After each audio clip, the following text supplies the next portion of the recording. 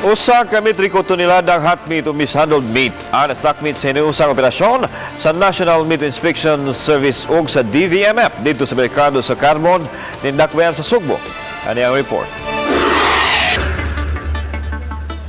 Kini ang nagkaniang karne sa manok ug mga imported nga karneng baboy nga nasakmit sa joint operation sa NMIS ug sa DVMF gikan sa upat ka mga mamaligyaay sa Carbon Public Market.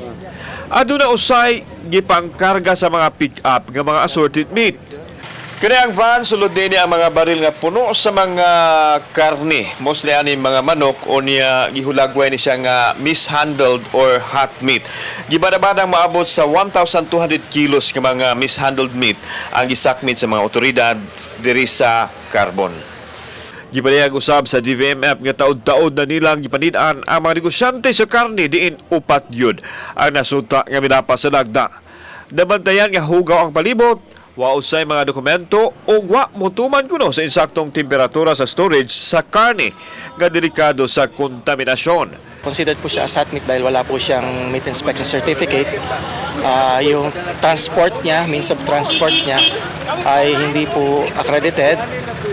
Saka yung handling po, minsan contaminated po, marumi yung kanyang container or walang ice bed para sa frozen meat. Ang DVMF wala po nagkulang sa ilaha o hatag og mga like kanang IEC on proper handling kay nagsigig gyud mig seminar ani nila sir pero di gyud nato sila makontrol marag attitude guro ni nila so kinahanglan na gyud wala na gyud kuhaon jud siya kay di na gyud siya maayo. Si Jessie, usa sa mga nasakmitan o mga baligyang manok. Nahurot ang iyang display human nga sakmit. Mato niya, limpyo man ang ilahang baligyang manok apan wa na sila'y mahimo dihang gikumpiskar tungod sa naasoy kalapasan. Sa planta ra gyapon sir. Diri Cebu?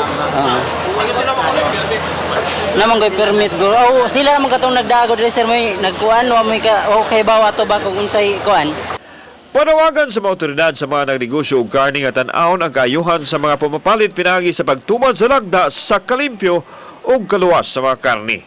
Aron dili na mapuslan pa gilubong sa mga tinugyanan sa duha ka mga buhatan ang nasakmit nga mga karne. Under po sa 105 Republic Act 10536 meron pong minimum fine na 50,000 pesos. Tapos meron din pong pagkakulong. Depende po sa bigat po ng offense.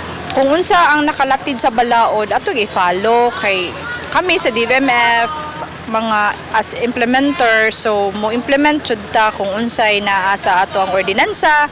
Kauban si John Solon, ako si Alan Domingo. Balitang Bisdak.